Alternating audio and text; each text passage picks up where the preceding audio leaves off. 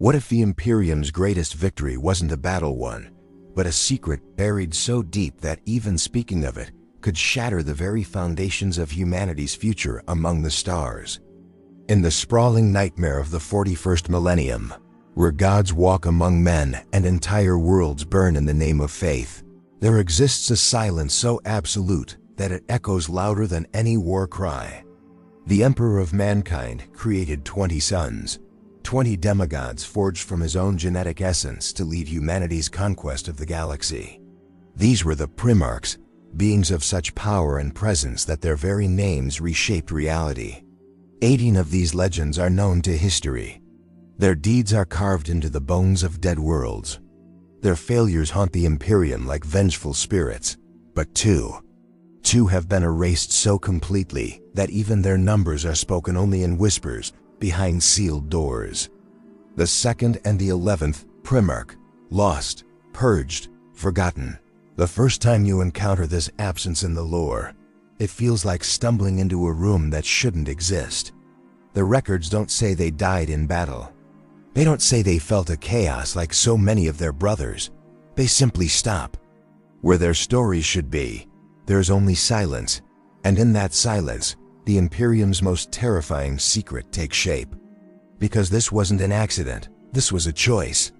Someone decided that whatever happened to these two sons of the Emperor was so catastrophic, so fundamentally dangerous, that every trace of their existence had to be methodically destroyed.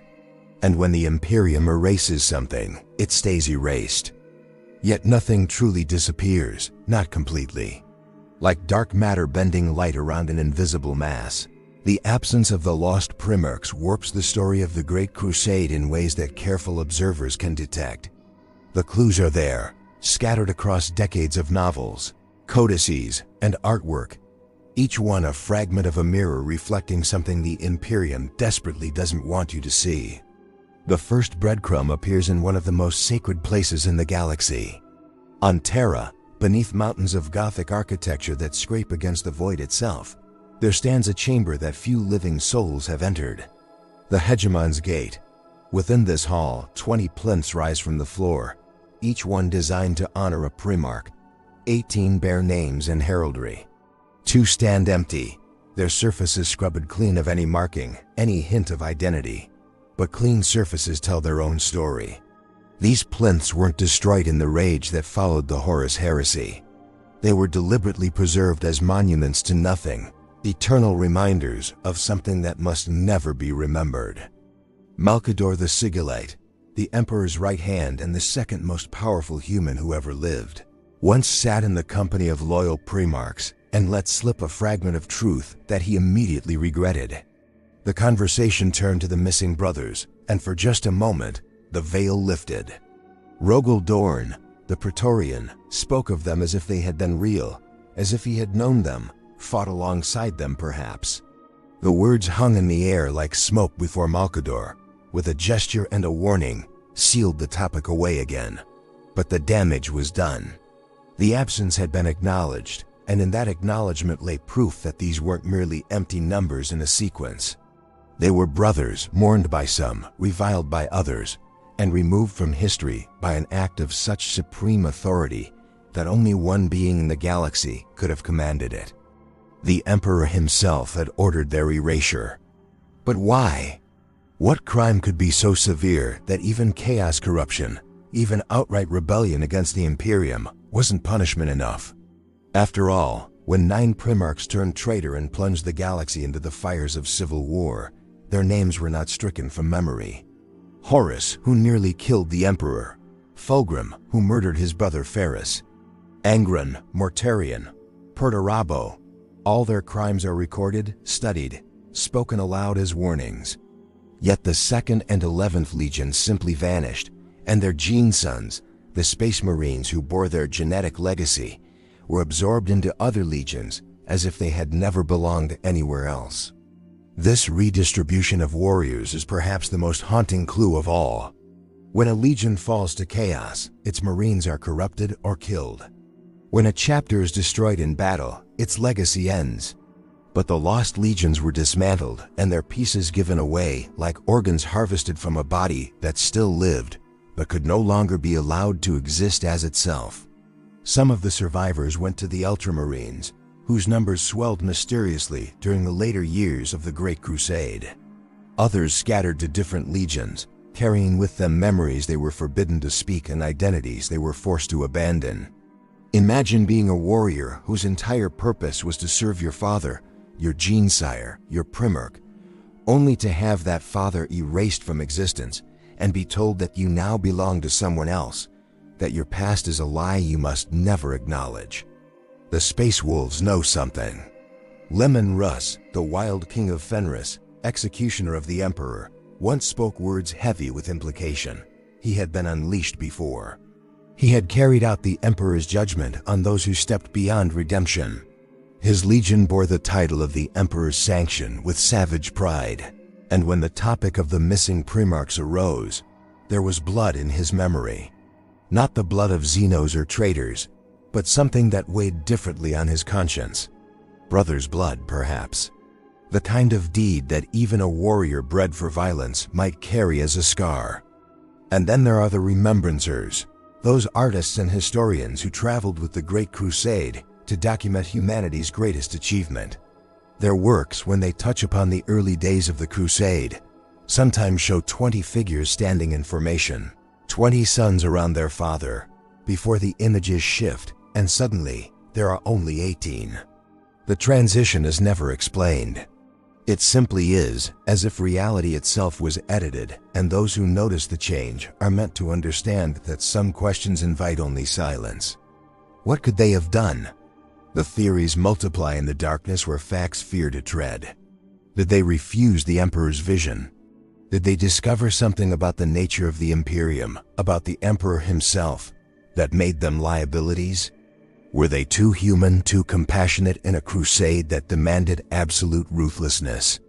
Or were they something worse, something that even chaos couldn't match for sheer horror? Perhaps they felt a Xenos influence.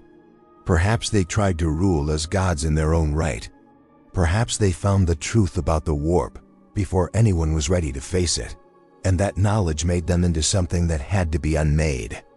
The silence is intentional. The mystery is the point. Because in a universe where everything is documented, where every battle is commemorated and every hero's name is inscribed in stone, the absence of information becomes the loudest statement of all. The lost Primarchs are a warning written in negative space, a monument to the idea that some failures are so complete, so unthinkable, that even acknowledging them would threaten everything the Imperium stands for. But the clues keep surfacing, like bodies floating up from deep water. And in those fragments that refuse to stay buried, patterns emerge that paint a picture more disturbing than any single revelation could provide. The Great Crusade was not the unified march of progress that Imperial propaganda suggests. It was chaos given purpose, barely controlled ambition wearing the mask of enlightenment. 20 genetically engineered demigods, each one capable of reshaping entire sectors of space, each one carrying within them fragments of their father's personality magnified to mythic proportions. Some embodied his strategic brilliance, others his rage.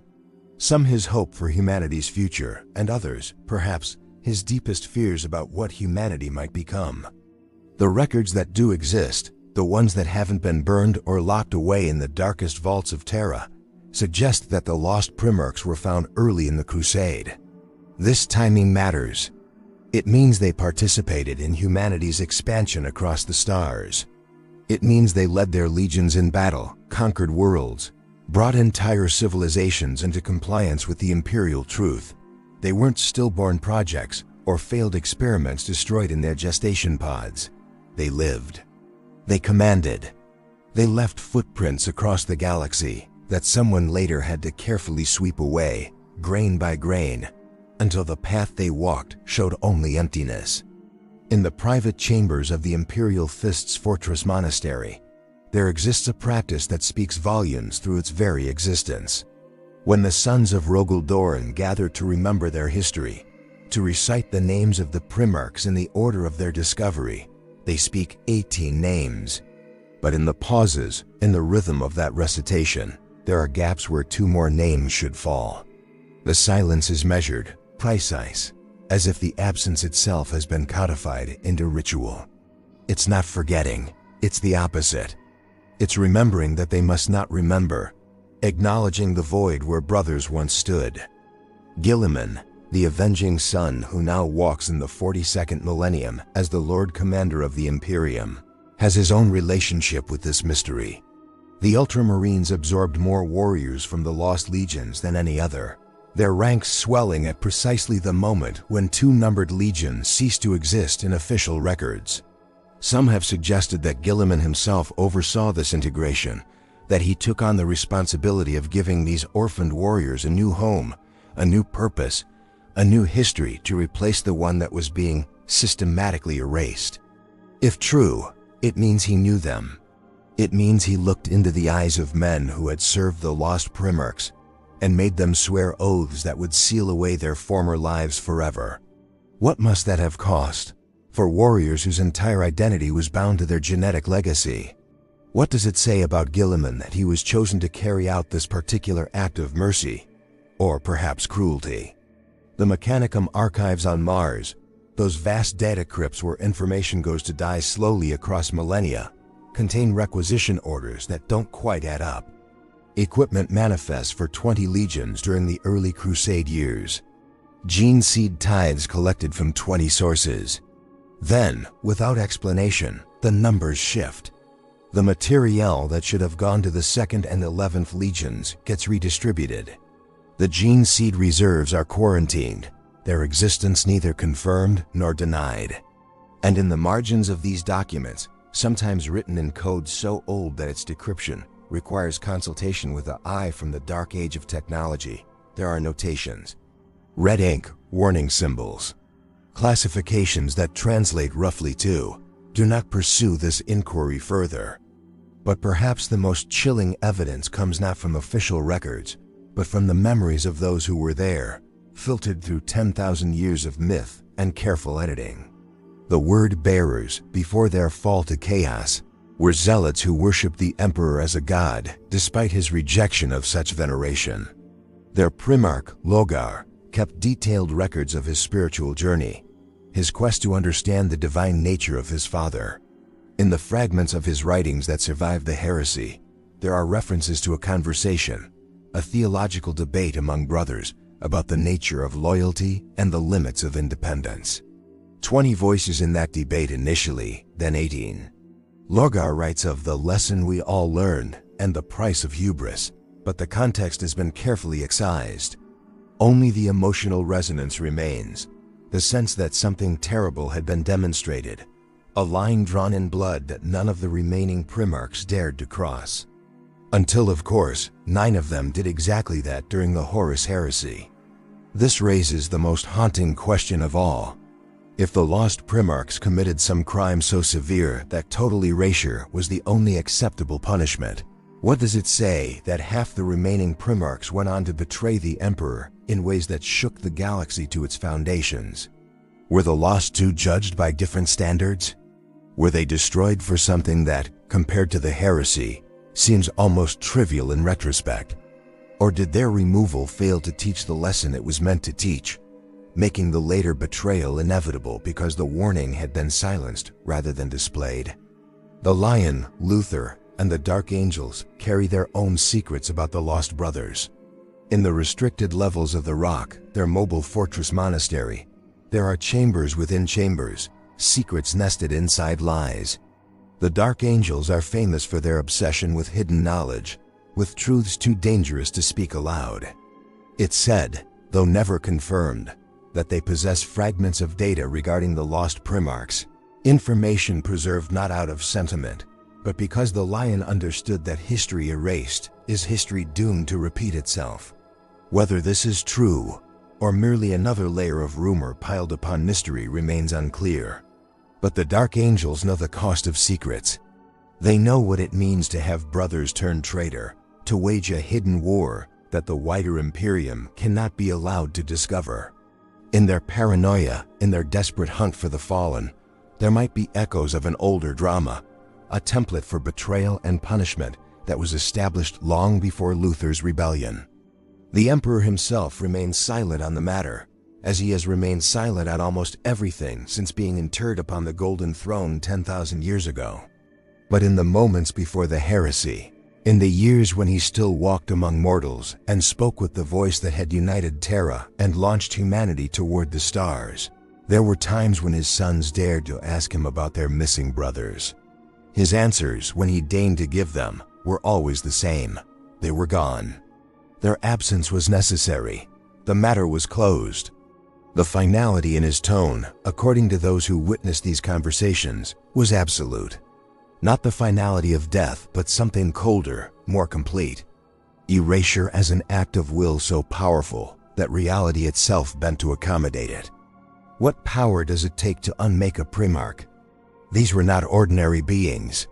They were fragments of the Emperor's own essence given form, made flesh through genetic sorcery that combined the peak of human science with powers drawn from the warp itself.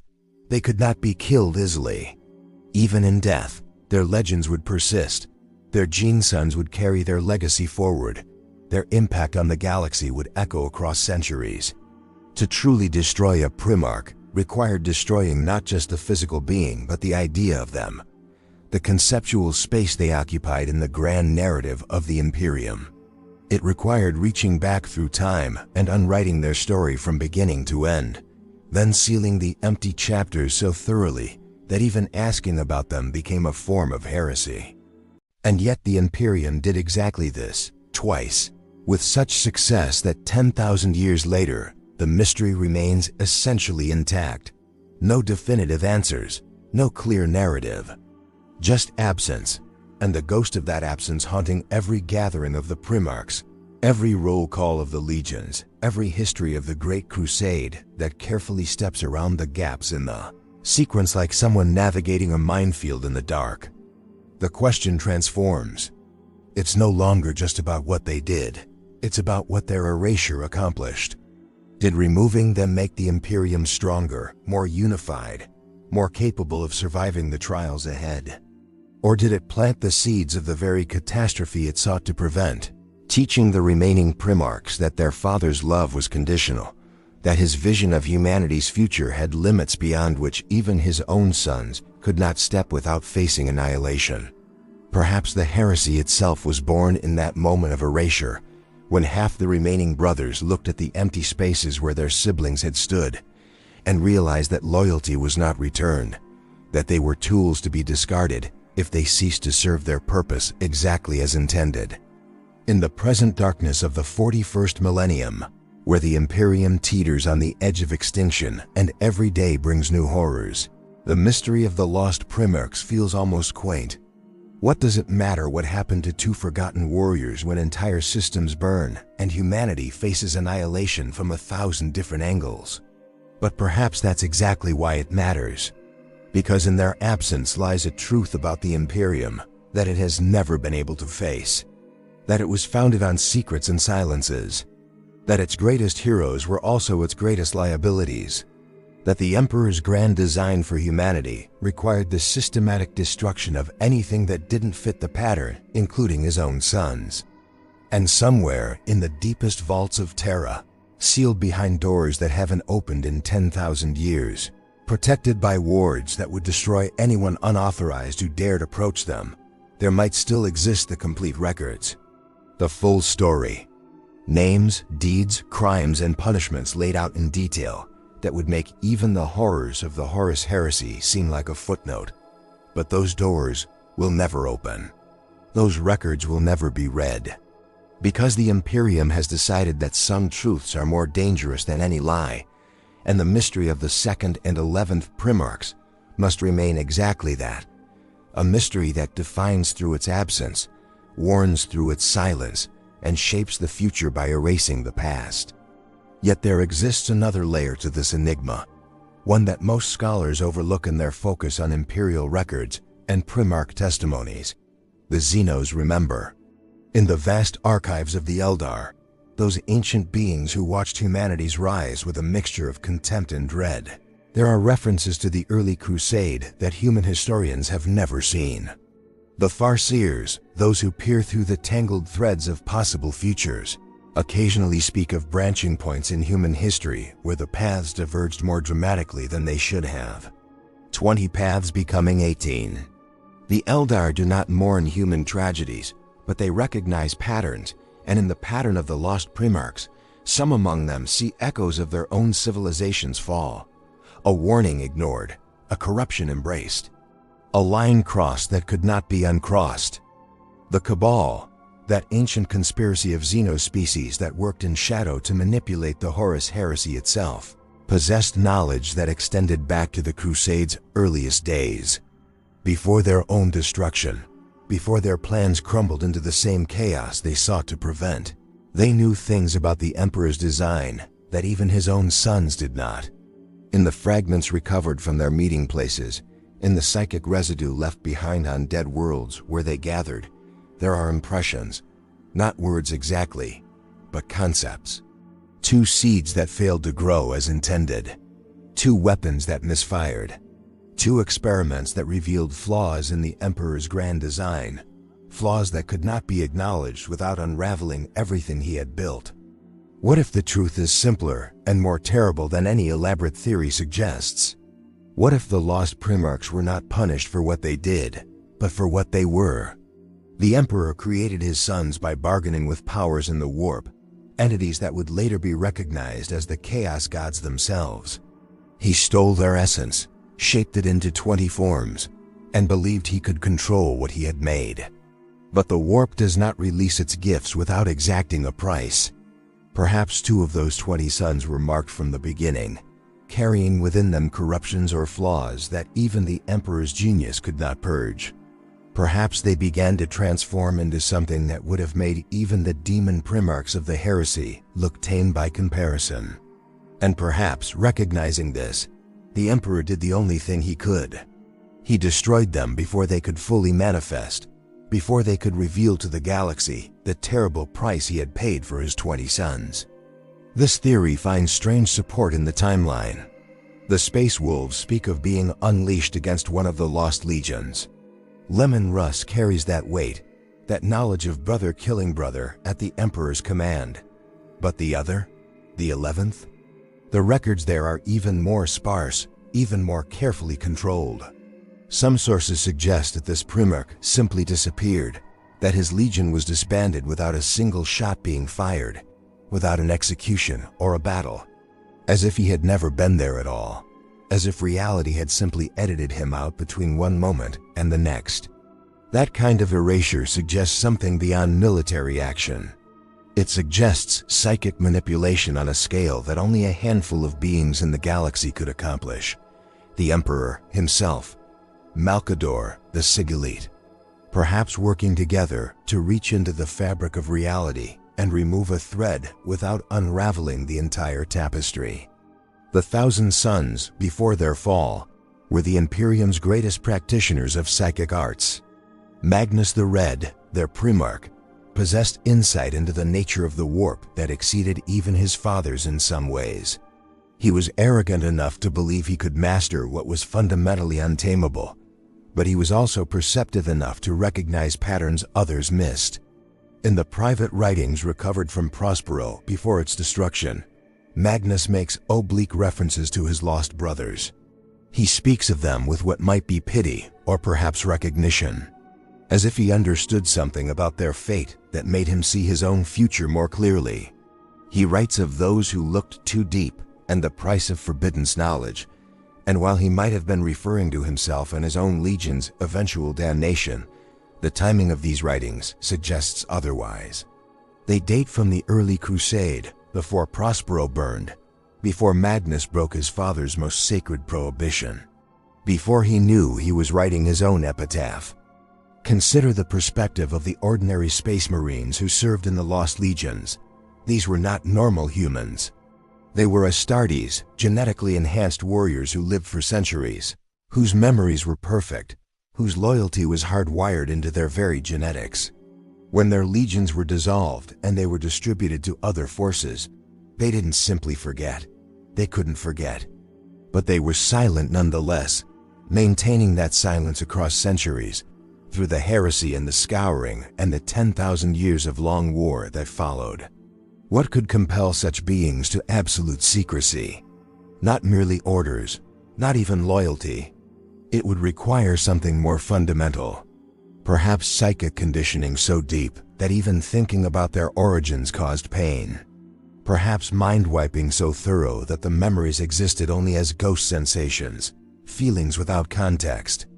Or perhaps they kept silent because they understood that speaking would accomplish nothing except spreading the very corruption their Primarchs had embodied.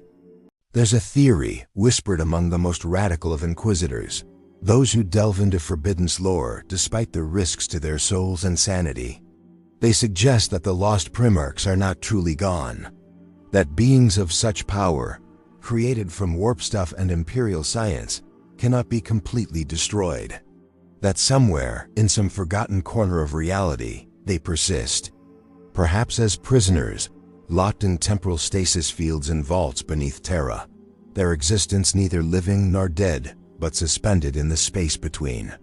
Perhaps as something worse, as warp entities who were cast back into the immaterium, but retained enough consciousness to dream of vengeance across the millennia. Perhaps as fragments, their essence split and scattered across the galaxy, influencing events in subtle ways that accumulate across centuries into patterns that careful observers might recognize if they knew what to look for. The evidence for this theory is circumstantial at best, consisting mainly of anomalies that could be explained in a dozen different ways. But there are moments recorded in the testimonies of those who fought in the Crusade and survived into the modern era when something inexplicable occurred. Times when battle brothers from different chapters, men who should have shared nothing but their loyalty to the Emperor, looked at each other with sudden recognition, as if they remembered serving together in a legion that officially never existed. As if their gene seed carried memories that should have been purged but somehow persisted, encoded in their very DNA, like ghosts haunting the genetic code.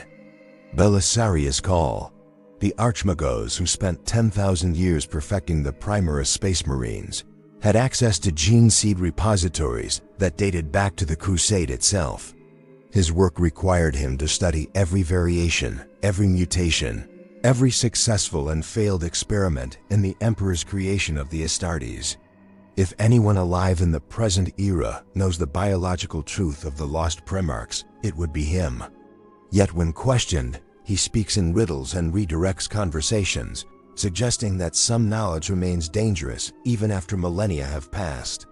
He once remarked, in a moment of uncharacteristic candor, that the Emperor's work had 20 foundations, but that 2 of them were built on sand that could not bear weight. What weight? The weight of the Imperium's future? The weight of their own genetic destiny? Or something more abstract, more philosophical?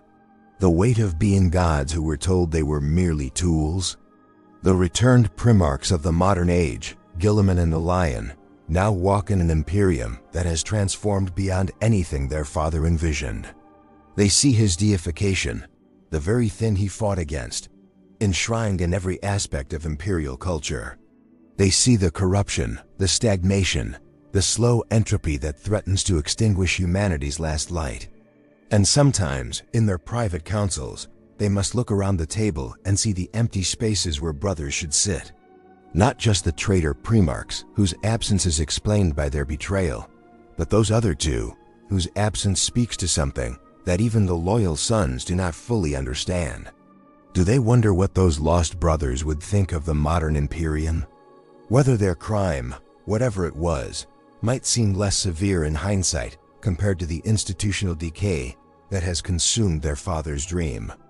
The answer might lie not in what the lost Primarchs did, but in what they represented. Each Primarch embodied a facet of the Emperor's vision for humanity. Guilliman the administrator, Dorn the defender, Khan the freedom of the steppes, Sanguinius the hope for transcendence. If we accept that each son was a reflection of their father's personality fragmented and amplified, then the lost 2 must have represented something as well. Something the Emperor created, recognized in himself, and then decided humanity was not ready to embrace. Perhaps one embodied mercy when the Imperium needed ruthlessness. Perhaps the other represented doubt when only certainty could maintain the vast lie that held the Empire together. Perhaps they were too human in a design that required beings who transcended humanity, or too postulant in a vision that still clung to the idea that humanity's essential nature was worth preserving. The tragedy deepens when you consider that by removing them, the Emperor might have removed the very qualities that could have prevented the heresy.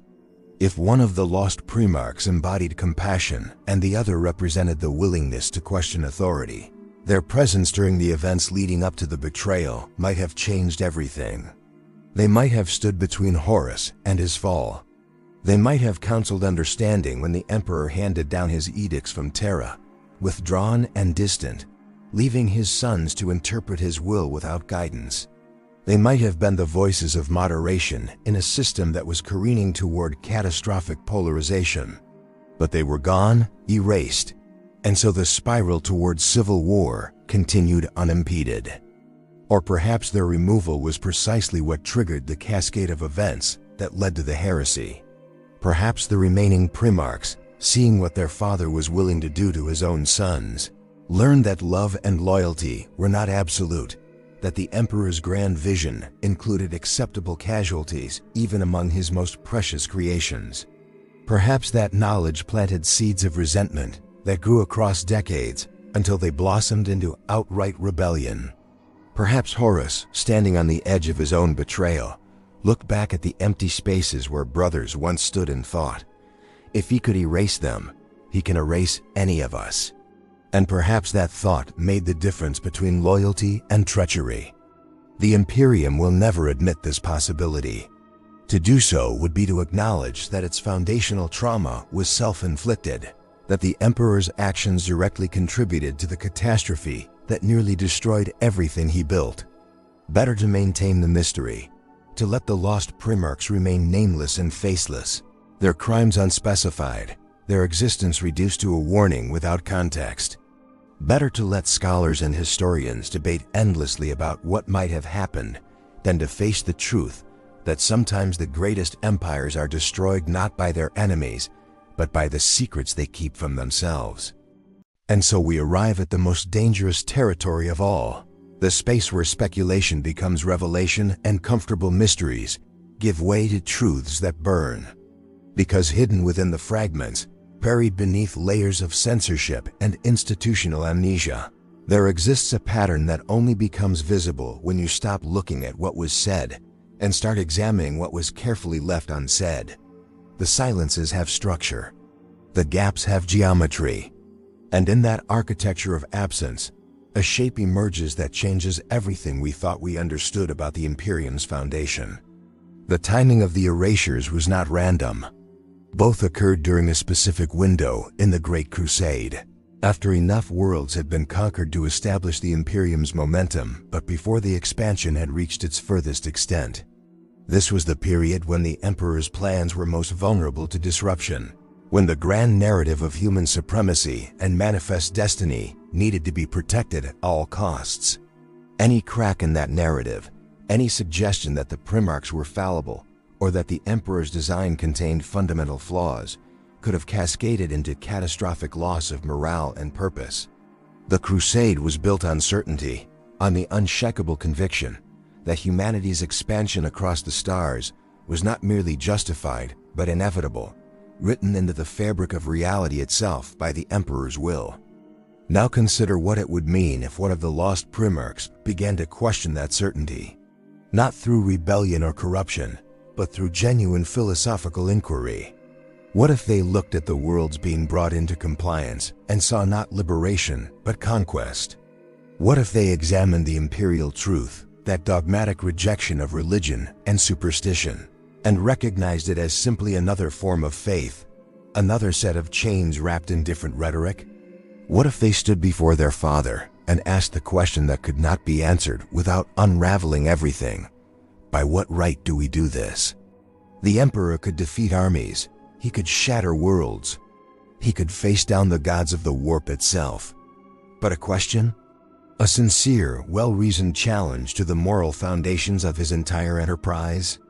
That was a threat of a different magnitude entirely. You cannot kill a question with a sword. You cannot conquer doubt through military might. The only way to defeat a dangerous idea is to ensure it never spreads, to isolate it, contain it, and then erase every trace of its existence so thoroughly that no one else can stumble upon the same line of reasoning.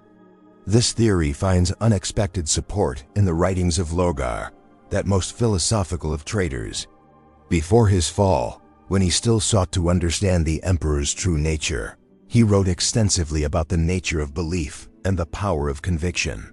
In one passage, recovered from the ruins of Monarchia after the word-bearers raised their own perfect city at the Emperor's command, Lorgar describes a conversation with a brother whose name has been redacted from the text. This brother spoke of the burden of absolute certainty, of how conviction becomes tyranny when taken to its logical extreme. The conversation troubled Lorgar deeply, not because he disagreed, but because he recognized the dangerous truth in it. The text breaks off abruptly, mid-sentence, as if the rest of the page was physically torn away. But the date on the fragment places it precisely during the window when the lost Primarchs were being erased. The other possibility is somehow worse. What if one of the lost Primarchs succeeded too well? What if they pushed the Emperor's vision to its ultimate conclusion and revealed something that even the master of mankind could not accept about his own design? The Imperium was meant to be a secular paradise, a realm of reason where humanity would finally transcend its primitive need for gods and myths. But it was built on worship nonetheless, worship of the Emperor himself, worship of human supremacy, worship of a manifest destiny that justified any atrocity in the name of species survival. This contradiction lay at the heart of the entire enterprise, a fault line that would eventually crack open during the heresy and swallow half the Imperium whole. Perhaps one of the lost Primarchs saw this clearly. Perhaps they achieved the Emperor's stated goal of transcending religious thinking, and in doing so became something that could not exist within the Imperium structure.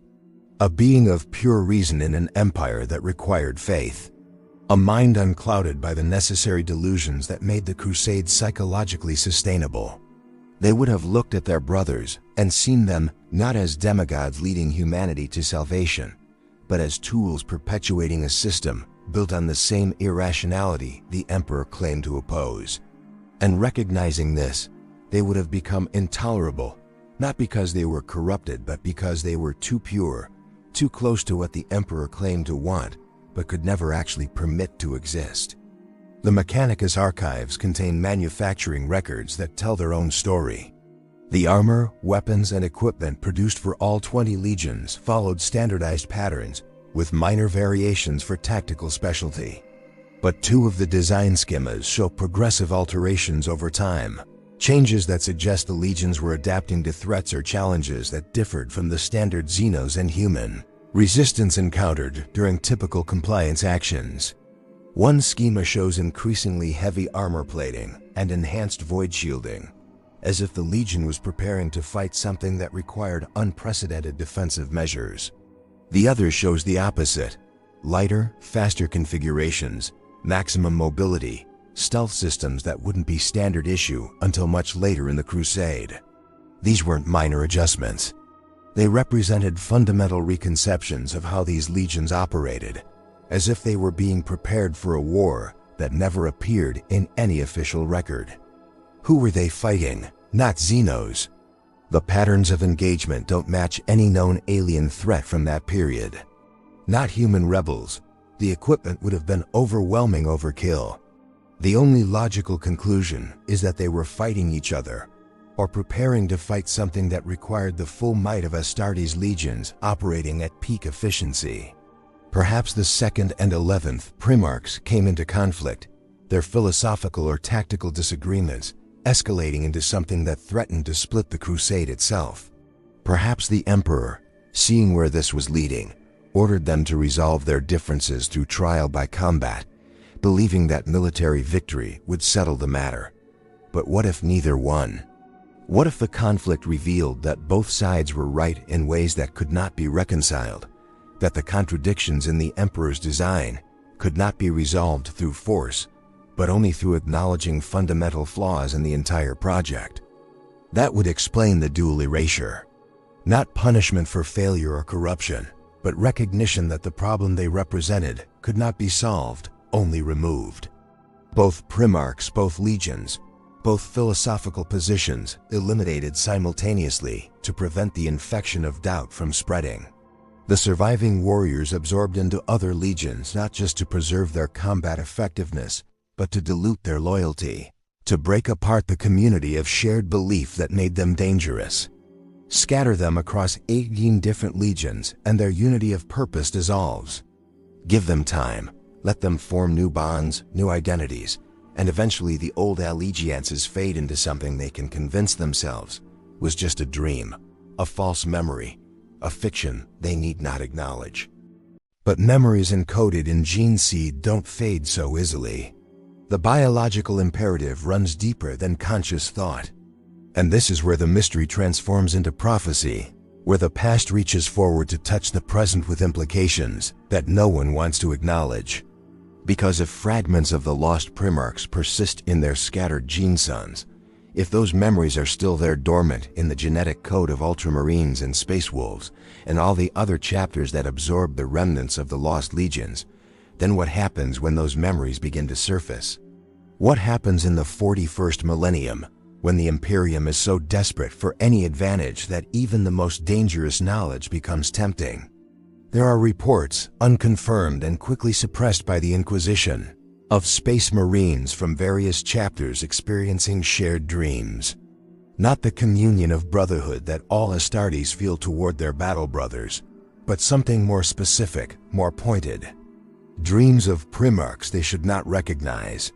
Visions of heraldry that matches no known chapter or legion.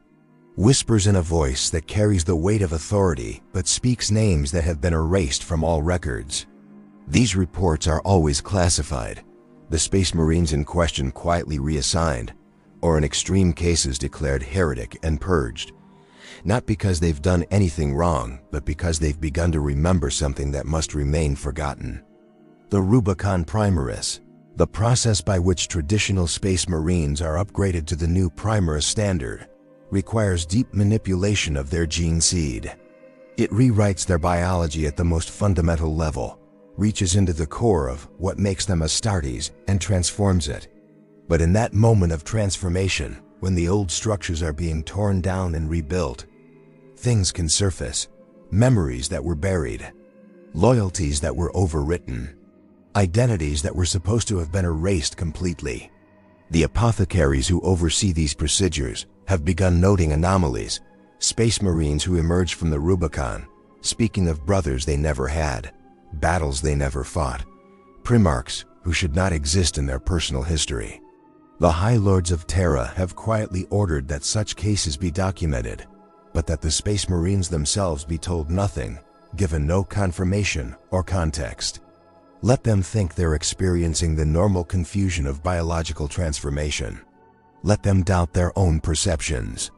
Better that than acknowledge what it might mean if the gene memory of the lost legions is beginning to reassert itself across the Imperium. And there's one more piece, one final fragment that brings everything into terrible focus. A Necromunda, in the toxic depths of its underhive where civilization has collapsed into barbarism and mutation runs rampant. There exists a cult whose origins predate the Imperium's arrival on that world.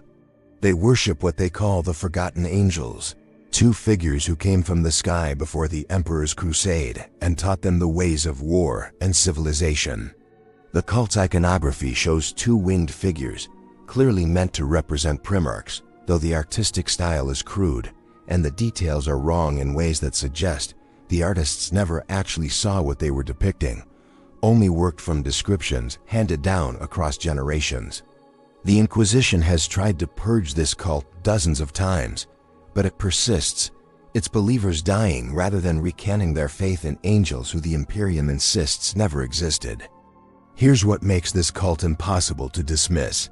They're gene cultists, the warriors who carry implanted genetic material as part of their devotion, show markers that match no known chapter or legion. The Mechanicus examines samples covertly and found sequences that should not exist, DNA patterns that correspond to no template in any official archive.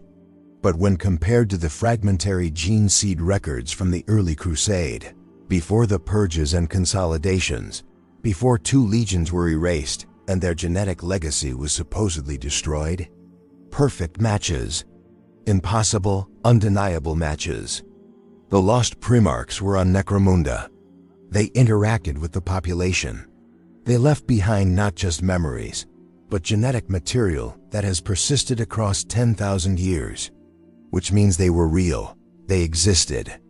They did more than just fight and die.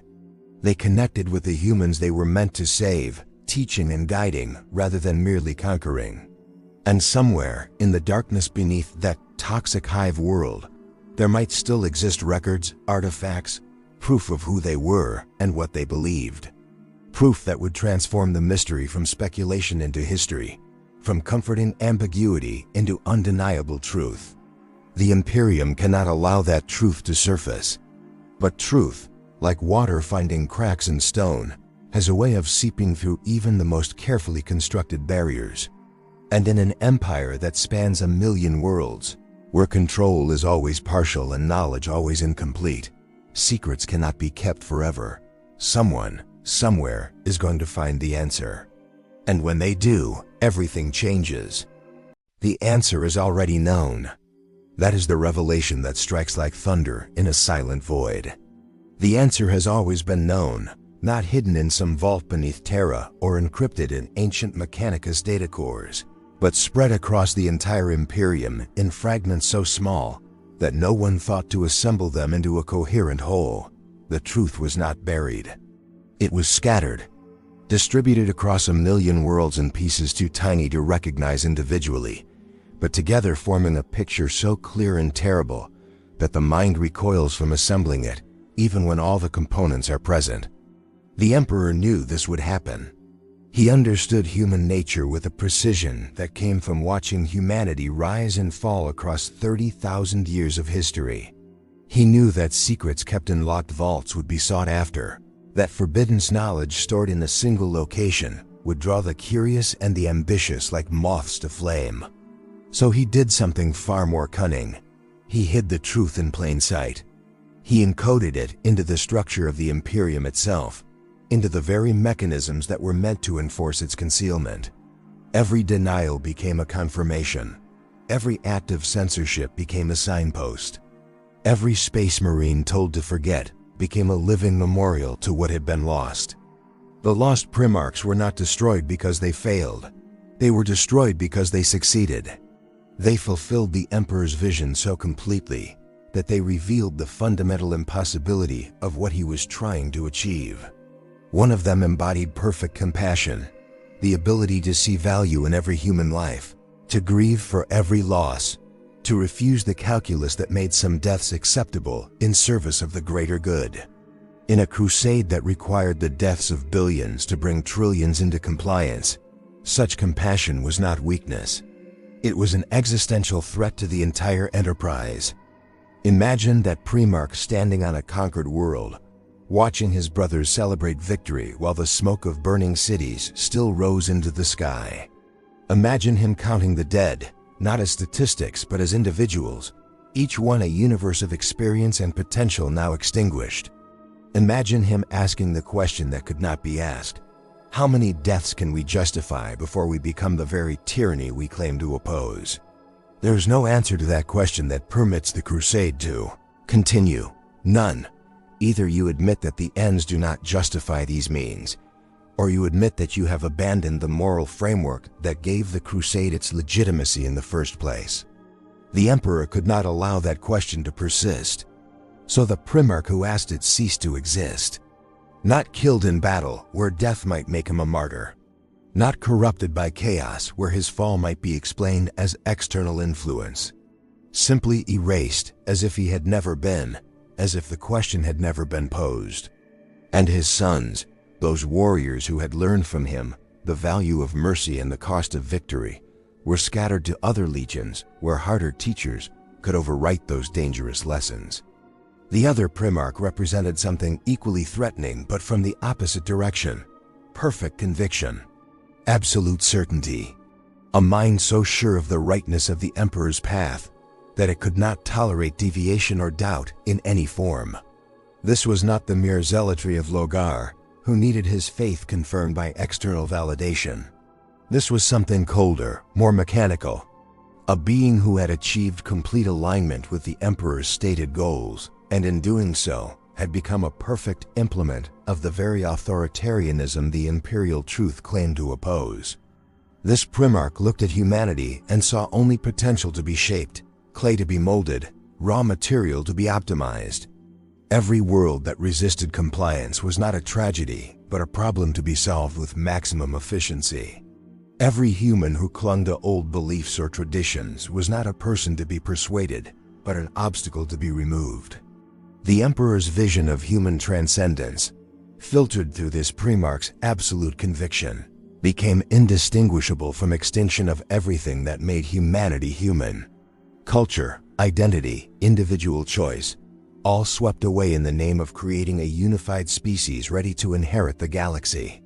The Emperor recognized his own darkness in this son, the part of himself that could order the deaths of billions without hesitation, that could view sentient beings as numbers in equations, that could sacrifice anything and anyone in service of a vision that existed only in his own mind.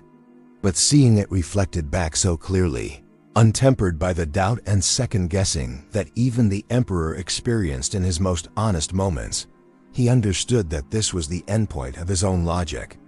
This was where his path led if followed without mercy or restraint. And he could not allow the Imperium to see that truth embodied, could not permit his sons to witness what they themselves might become. So both were removed, compassion and conviction, mercy and certainty, the two extremes that the Emperor's design could not accommodate, excised like tumors before they could metastasize. And in their removal, he created the conditions for everything that followed. Because the remaining Primarchs, seeing their brothers erased for embodying qualities that were not inherently corrupt, learned that love was conditional and perfection was punishable.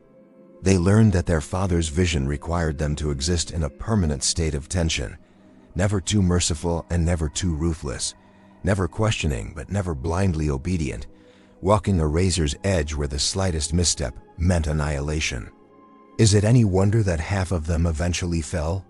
The heresy was not aberration, but inevitability, the natural consequence of creating godlike beings and then demanding they remain tools, of instilling in them superhuman capabilities while denying them the autonomy to use those capabilities according to their own judgment. Horus did not betray the Emperor because he was weak or corrupted, though chaos certainly exploited his doubts. He betrayed because he finally understood what his lost brothers had learned too soon, that the Emperor's design for humanity left no room for humans, that the Imperium could only function if its architects were willing to become something less than the beings they were created to be. The tragedy is that this was all unnecessary. The Emperor possessed the wisdom to create 20 sons, but not the humility to acknowledge that they might see truths he could not. He had the power to reshape reality, but not the flexibility to adjust his vision when that vision proved incompatible with the nature of his own creations. A being who had lived for 30 millennia, who had guided humanity through its darkest hours, who had mastered sciences and sorceries beyond comprehension, and yet he could not take the single most important step, admitting that his perfect plan contained imperfections that needed to be addressed rather than eliminated. In the present darkness, where Guilliman walks among the ruins of his father's dream and sees 10,000 years of decay, does he understand this? Does he look at the ecclesiarchy, that vast religious machine the Emperor would have despised, and recognize it as the inevitable result of a system that demanded faith while pretending to offer reason? Does he see the Inquisition, burning heretics and hoarding dangerous knowledge, and understand that this is what happens when you teach an empire to fear questions more than answers? Does he count the wars, the suffering, the endless grinding misery of imperial citizens, and wonder whether his lost brothers might have been right to question whether this future was worth the cost? He cannot speak these thoughts aloud. To do so would be to undermine the very foundations of the Imperium he is trying to save. But the thoughts are there, visible in the moments when he thinks he is unobserved, when the mask of the Lord Commander slips and something older and sadder looks out through his eyes. He knows, perhaps he always knew. Perhaps that is why he accepted the warriors from the Lost Legion so readily, why the Ultramarines swelled with gene-sons who carried memories of brothers they could never acknowledge. Perhaps it was his way of preserving something, ensuring that even if the lost Primarchs were erased, their legacy would survive in the warriors who continued to serve, who carried forward the values their fathers had embodied, even if those values could never be spoken aloud. And now, in the closing days of the 41st millennium, when the Imperium faces threats that make the heresy look like a preliminary skirmish, when chaos pours through the Great Rift and Xeno's empires close in from every direction, when every day brings humanity closer to final extinction, the question resurfaces, would the lost Primarchs have made a difference? If they were here now, would their compassion and conviction, those qualities deemed too dangerous for the Great Crusade, be exactly what the Imperium needs to survive? Is it possible that the Emperor's greatest mistake was not in creating them, but in destroying them? Not in failing to control them, but in refusing to learn from them? There will never be official answers to these questions. The Imperium will continue to maintain its silence, to enforce its censorship, to insist that the past is settled and only the future matters. But silence is not the same as absence. The lost Primarchs are gone, but their absence shapes everything. Every time a Space Marine shows mercy to a defeated enemy, every time a commander questions an order that seems wrong despite being legal, every time someone looks at the Imperium's cruelty and asks whether this is really what humanity's salvation should look like, the Lost Brothers are present in that moment. Their erasure did not eliminate the questions they raised. It only ensured that those questions would be asked again and again across 10,000 years by people who do not even know they are echoing arguments made long ago by sons of the Emperor, who paid the ultimate price for thinking too clearly. The mystery endures because it must endure. Because the moment the Imperium acknowledges the full truth, the moment it admits that the lost Primarchs were removed not for corruption or failure, but for being too human or too perfect, the entire moral framework of imperial authority collapses. The Crusade becomes indefensible. The suffering becomes unjustifiable. The 10,000 years of war and oppression transform from necessary sacrifice into cosmic tragedy, from heroic struggle into a massive mistake that has consumed countless billions of lives in service of a vision that was flawed from its inception. So the silence continues, the mystery persists, and in that persistence, in that deliberate maintenance of uncertainty, the Imperium reveals more about itself than any confession ever could. It shows that it is an empire built not on truth, but on the careful management of what can and cannot be known. It demonstrates that its survival depends on controlling not just territory and populations, but information and memory itself. It proves that after 10,000 years, it still fears two sons of the Emperor who have been dead longer than most civilizations have existed. That fear is the answer. Everything else is detail.